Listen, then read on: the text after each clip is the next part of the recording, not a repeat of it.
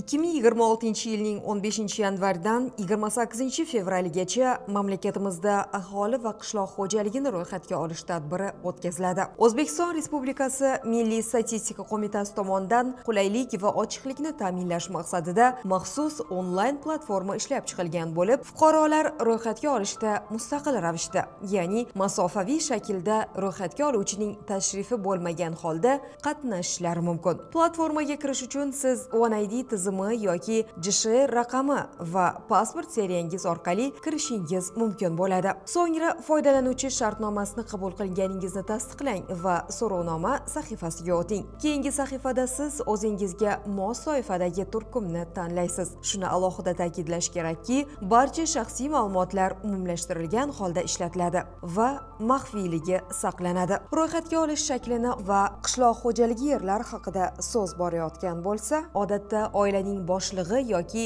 vakolatli shaxs to'ldiradi. Har doim birinchi shakldan boshlang. Aynan birinchi shaklda uy xo'jaliklari va a'zolarga berilgan tartib raqamlari keyingi barcha shakllarda oilaviy tarkibni aniqlash uchun ishlatiladi. Keling, birinchi shaklni to'ldirishdan boshlaymiz. Yashash joyining tavsifi va uy xo'jaligi a'zolari ro'yxati. O'zingiz yashayotgan manzilni tanlang. Viloyat, tuman, mahalla va ko'changiz nomini yozing. Keyin yashash turini tanlang. Agar siz hozirda kvartirada, yotoqxonada yoki mehmonxonada yashayotgan bo'lsangiz, sizga qo'shimcha ustunlar chiqadi. U yerga uy raqami va agar mavjud bo'lsa, korpus raqami kiritiladi. Yashash turiga qarab kerakli parametrlardan foydalanish imkoniyati o'zgaradi. Agar siz xususiy uyda yashayotgan bo'lsangiz, faqat uy raqamini yozing. Endi birinchi bo'limga o'tamiz. Yashash joyida nechta uy xo'jaligi va oila yashayotganini belgilang. Bu yerda uy xo'jaligi deganda bitta uyning ichida ikkita oila yashab, har biri alohida byudjetga ega bo'lishi, alohida qozon qaynatishi tushuniladi. Agar barcha a'zolar umumiy byudjetda bo'lsa, ya'ni turmushda faqat bitta qozon qaynaydigan bo'lsa, bu bitta uy xo'jaligi hisoblanadi. Agar ikkita oila va har birining byudjeti alohida bo'lsa, ro'zg'or alohida tartibda qilinadigan bo'lsa, u holda bu ikki uy xo'jaligi hisoblanadi. Keling, bitta yashash joyi, ikkita uy xo'jaligi va ikkita oila misolida ko'rib chiqamiz. Ma'lumotlarni kiritgandan so'ng, birinchi uy xo'jaligi sahifasi ochiladi. Yashash joyining tavsifini kiriting. Mulk shakli, xonalar soni va umumiy maydoni hamda savolga javob bering. Ushbu uy xo'jaligida vaqtincha yashagan xorij fuqarolari bo'lganmi? So'ngra har bir uy xo'jaligi a'zolarining ma'lumotlarini alohida kiriting. Misol uchun, bitta uyda ikkita oila yashaydi. Uy egasi yoki oila boshlig'i, uning turmush o'rtog'i, o'g'li, kelini va ularning farzandi. Ular alohida byudjetga ega. Ya'ni ikkita ro'zg'or alohida qozon qaynatadi. Bu ikki uy xo'jaligi hisoblanadi. Ularning turmushi bir-biridan mustaqil. Raqamlashtirish tartibi quyidagicha bo'ladi. Uy boshlig'i va uning turmush o'rtog'i birinchi uy xo'jaligi. Har bir a'zoni bosqichma-bosqich kiriting. Ismi, familiyasi, otasining ismi, jinsi, tug'ilgan sanasi va JSHR pasportdagi 14 ta raqam. Ushbu misolda birinchi oila uy boshlig'i va uning turmush o'rtog'idan iborat. So'ngra ular bilan bo'lgan qarindoshlik darajasi, oilaviy holati va haqiqatda yashayotganligini ko'rsatuvchi ustunlardan mos javoblarni tanlang. Har bir kiritilgan a'zodan keyin inson qo'shish tugmasini bosing. Zarurat bo'lsa, boshqa a'zolarni ham qo'shing. Keyin o'g'li, kelini va ularning farzandi ikkinchi uy xo'jaligi. Oilaning tartib raqami, uyga egalik shakli, xonalar soni va umumiy maydoni kiritiladi. Bu oilaning tartib raqami ikkinchi. Unga o'g'il, kelin va farzand kiradi. Xuddi oldingi tartibda har bir a'zoni navbatma-navbat kiriting. Ismi, familiyasi, otasining ismi, jinsi, tug'ilgan sanasi, JSHR raqami, qarindoshlik darajasi, oilaviy holati va yashash holati. Har bir kiritilgandan so'ng inson qo'shish tugmasi orqali kerakli a'zolarni qo'shing. Ikkinchi bo'limda uyning umumiy maydonini, qurilgan yilini va asosiy tashqi devorlarda ishlatilgan materiallarni kiriting. Keyingi savollar muhandislik kommunikatsiyalar haqida. Suv, gaz va elektr ta'minoti, issiq suv, isitish tizimi va internetga ulanish. Sanitariya gigiyena qulayliklari bo'limida hojatxonaning holati va mavjudligi haqida sizning sharoitingizga mos variantlarni tanlang. Shuningdek, ushbu uy xo'jaligida qishloq xo'jaligi yerlari, chorva yoki parrandalar mavjudligini belgilang va agar mavjud bo'lsa, uy xo'jaligidagi a'zolar ro'yxatidan dehqon xo'jaligi boshqaruvchisini tanlang. Shundan so'ng ikkinchi shaklni to'ldirishga o'ting. Ikkinchi shakl bu individual savollarni o'z ichiga oladi. Oila boshlig'i yoki vakolatli shaxs qolgan a'zolar bilan birga avvalgi kiritilgan ma'lumotlarga asoslangan, biroq chuqurroq savollarga javob berishadi. Ekranda avtomatik tarzda birinchi satrda oila boshlig'ining turmush o'rtog'i chiqadi. So'ngra tug'ilgan joyi, har bir respondentning yashash joyi haqida ma'lumot berilishi kerak. Agar siz O'zbekiston hududida tug'ilmagan bo'lsangiz, bir marta bosish orqali mamlakatlar ro'yxatini ochib, kerakli mamlakatni tanlang. Agar siz oldin boshqa uyda yashagan bo'lsangiz, avvalgi manzilni kiriting. Bir nechta mamlakatda 1 yil va undan ko'proq yashagan bo'lsangiz, eng oxirgi yashagan mamlakatingizni tanlang. So'ngra fuqarolik, millat va til bilish darajasi haqidagi savollarga javob bering. Keyingi qadam ta'lim darajasi, kasb, daromad manbai haqida. Variantlar har xil bo'lishi mumkin. Sizga qulay bo'lishi uchun ularning barchasi alohida ajratilgan. Har bir respondent bo'yicha ma'lumotlar platformadagi tartib asosida alohida to'ldiriladi.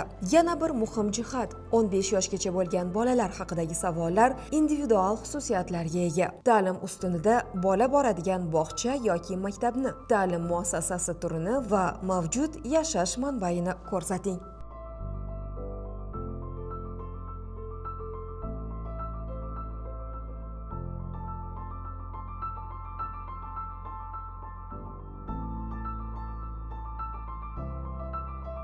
Endi qishloq xo'jaligi qismiga o'tamiz. Birinchi bo'limda so'nggi 12 oy ichida xo'jalikdagi mavjud vaziyatdan kelib chiqib, qishloq xo'jaligi mahsulotini ishlab chiqarish maqsadini belgilab oling. Muhim eslatma: agar fuqaro xo'jalik mahsulotining bir qismini sotsa, qolgan qismini esa shaxsiy ehtiyojlari uchun ishlatsa, asosiy maqsad sotish yoki iste'mol qilish. Qayerdagi qiymat yuqori bo'lsa, shunga qarab belgilanadi. Agar xo'jalik butun mahsulotni sotish uchun ishlab chiqarsa, birinchi javobni tanlang. Agar xo'jalik mahsulotining asosiy qismini sotsa, qolgan qismini shaxsiy ehtiyojlariga ishlatsa, ikkinchi javobni tanlang. Agar xo'jalik mahsulotining ko'p qismini shaxsiy ehtiyojlar uchun yoki qarindoshlar, qo'shnilarga bepulga bersa, qolgan qismini sotsa, uchinchi javobni tanlang. Agar xo'jalik butun mahsulotni faqat shaxsiy iste'mol uchun ishlab chiqarsa, to'rtinchi javobni tanlang. Ikkinchi bo'limda yil davomida har kuni yoki kunora xo'jalikda oila a'zolari yetishtirayotgan qishloq xo'jaligi ekinlari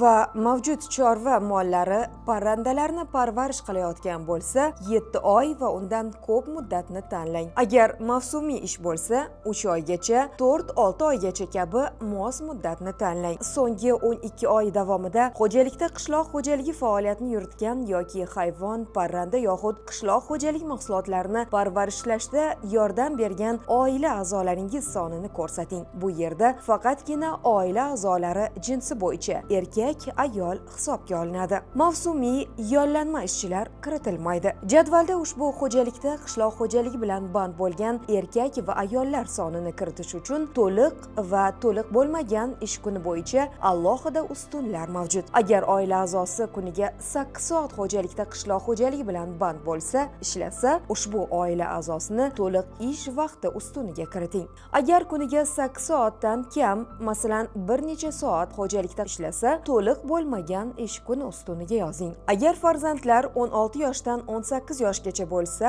va yordam bergan bo'lsa, ularni to'liq bo'lmagan ish kuni bo'yicha tegishli jinsiga ko'ra ko'rsating. Agar oila a'zosi bir shaxs yil davomida xo'jalikda bir necha marta qishloq xo'jaligi bilan band bo'lgan bo'lsa ham, uni faqat bir marta hisobga olish lozim. Uchinchi bo'lim yer resurslari va ulardan foydalanish to'g'risida.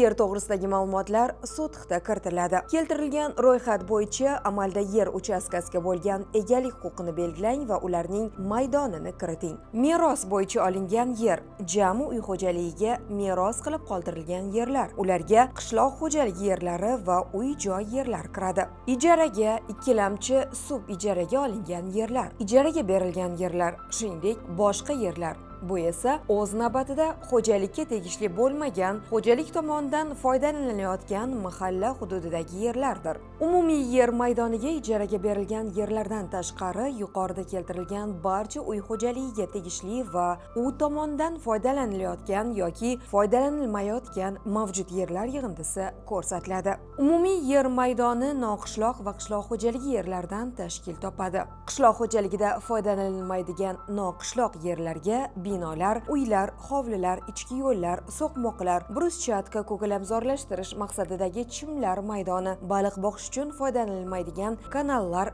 zovurlar va boshqa suv bilan qoplangan yerlarni ko'rsatish lozim. Bundan keyin ekin haydaladigan yerlar maydoniga bir mavsumda hosil beradigan 1 yillik ekinlar ekiladigan yerlarni, shuningdek issiqxonalar maydonini va vaqtincha ekilmagan yerlarni ko'rsating. Bundan so'ng ko'p yillik ekinlar, tabiiy pichanzorlar va yaylovlar, o'rmon maydonlarini, baliq boqish uchun foydalaniladigan va boshqa yerlarni ko'rsating. Boshqa yerlarga yuqorida ko'rsatilmagan yerlar kiradi. Shuningdek, ularga molxona, otxona, qo'yxona, parranda kataklari, qishloq xo'jaligi maqsadida foydalaniladigan omborxonalar va boshqalar kiradi. 4-bo'lim sug'orish to'g'risida. Agar siz qishloq xo'jaligi yerlarini sug'orsangiz, xo'jalikda oxirgi 12 oy davomida sug'orish uchun foydalanilayotgan suv manbalarini tanlang va sug'orish usullarini belgilang. So'ng amalda sug'orilgan 1 yillik va ko'p yillik ekinlar maydonini, shuningdek, agar mavjud bo'lsa, sug'orilgan o'tloqlar va yaylovlar maydonini kiriting. Agar oxirgi 12 oy davomida ushbu yerlar kamida 1 marotaba sug'orilgan bo'lsa, ekinlarga yetkazib berilgan suv miqdori yetarli bo'lishidan qat'iy nazar, yer haqiqatan ham sug'orilgan deb hisoblanadi. 5-bo'lim 4 ta savoldan iborat. Birinchi savolda xo'jalikda yetishtirilayotgan 1 yillik qishloq xo'jaligi ekinlarini guruh va turlari bo'yicha arpa, pomidor, kartoshka, kungaboqar, tamaki, dorivor o'simliklar, tarvuz, yem-xashak ekinlari, gullar va boshqalar egallab turgan ekin maydonini sotixda ko'rsating. Agar xo'jalikda 1 yillik ekinlar issiqxonada ham yetishtirilayotgan bo'lsa, unda tegishli ekin turlari bo'yicha ularning maydoni yopiq yerlar ustunida alohida ko'rsatiladi. Agar xo'jalikda yosh mevali bog'lar va ko'p yillik daraxtlar qatorlari oralariga ekilgan qishloq xo'jaligi ekinlari bo'lsa, ushbu maydonni kiriting. Agar xo'jalik qo'ziqorin yetishtirayotgan bo'lsa, u holda ushbu maydonni kvadrat metrda kiritish kerak. Ikkinchi savolda xo'jalikda mavjud daraxtlar va butalar egallab turgan maydonini va sonini turlari bo'yicha kiriting. Rezavorlar bo'yicha faqatgina ular egallab turgan maydon kiritiladi. Butalar soni kiritilmaydi. Agar xo'jalikda ko'p yillik ekinlar issiqxonada ham yetishtirilayotgan bo'lsa, unda ularning maydonini va sonini yopiq yerlardagi ko'p yillik ekinlar satrida alohida ko'rsatasiz. Agar xo'jalikda ko'chatlar yetishtirilgan bo'lsa, unda 3-savolga o'ting va keltirilgan ko'chatlarning turlari bo'yicha tegishli javobni tanlang. 4-savolga xo'jaligingizda qanday turdagi o'g'itlar va o'simliklarni himoya qilish vositalaridan foydalanayotganingiz bo'yicha javob berishingiz mumkin bo'ladi. Tegishli katakchalarda mos variantni belgilang. 6-bo'limda agar xo'jalikda qishloq xo'jaligi hayvonlari va parrandalar mavjud bo'lsa, ularning sonini ko'rsating. Xo'jalikda ularning mavjudligiga va saqlash usullariga qarab siz tegishli variantlarni tanlashingiz mumkin. Bir nechta variant javobi bo'lishi mumkin. Yaylov yoki katak. So'ng har bir chorva mollarining turi, ularning jinsi, yoshi bo'yicha, shuningdek reproduktiv maqsadlarda boqilayotgan urg'ochi mollar bosh sonini kiriting.